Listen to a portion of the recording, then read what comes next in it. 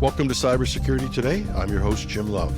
On today's show, Fortinet confirms a data breach after a threat actor claims to have stolen 440 gigabytes of data. The Port of Seattle refuses to pay a ransom after cyber attack disrupts Seattle Tacoma International Airport, and a North Korean hacker group, Lazarus, targets Python developers with malicious coding tests. Cybersecurity firm Fortinet has confirmed a data breach after a threat actor named Fortibitch claimed to have stolen 440 gigabytes of data from the company's Microsoft SharePoint server. The attacker posted on a hacking forum sharing login credentials to what they allege is an S3 bucket containing the stolen data, potentially exposing it to other hackers. Fortinet acknowledged that an unauthorized individual accessed a third-party cloud-based shared file drive affecting a limited number of files and customers. However, specific details about the compromised data remain undisclosed. This incident adds to a challenging year for Fortinet, which has faced multiple security issues in 2024, including in January, they patched two critical vulnerabilities in FortiOS and FortiProxy HA cluster code. In February, they addressed multiple critical flaws with over 100,000 devices exposed, leading to active targeting by China's Volt Typhoon hacking group due to slow patch adoption. In June, Chinese hackers exploited an unknown vulnerability to breach the Netherlands Ministry of Defense, compromising around 20,000 additional FortiGate firewalls before detection. While it's important to note that Fortinet is not the only firewall company that's been attacked, it is important that these events raise concerns about the security posture of a company that provides cybersecurity solutions globally. It's also a reminder of the persistent and evolving threats in the digital landscape, especially for those who are at the forefront of cyber defense. As the investigations continue, the cybersecurity community will be watching how Fortinet responds and works to restore confidence in its products and services.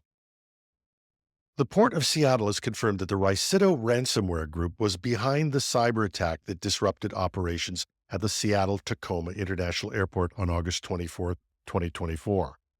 This attack was part of a broader pattern of Ricida targeting organizations across various sectors since May 2023. Port officials reported that the ransomware encrypted parts of their computer systems, affecting services like baggage handling, check-in kiosks, ticketing, Wi-Fi, and parking. Despite these disruptions, they assure that it's safe to travel from Seattle Tacoma International Airport and to use the port's maritime facilities.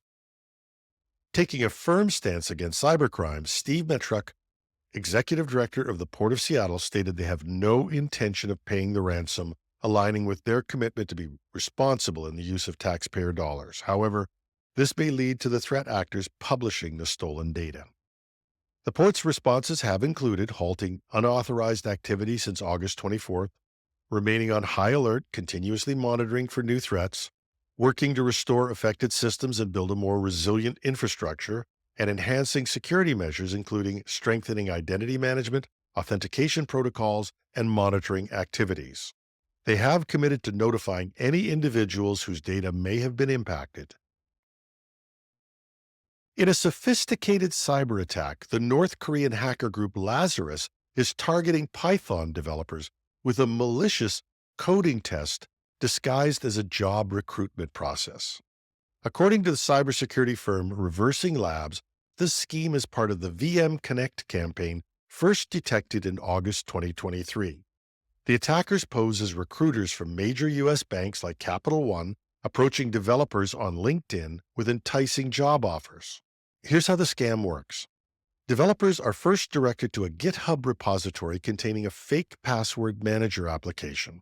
They're asked to find and fix a bug in the code within a tight deadline. The project includes malicious files that, when executed, deploy obfuscated malware capable of downloading additional payloads and awaiting commands from a control server. The hackers make the scheme appear legitimate by impersonating reputable companies, providing professional-looking README files with detailed instructions, and imposing tight deadlines to discourage thorough code review that might reveal the malware. This campaign highlights the evolving sophistication of cyber attacks targeting the software development community. It's a reminder that even routine activities like coding tests can be weaponized by threat actors. To stay safe, developers should verify the identity of recruiters and job offers independently.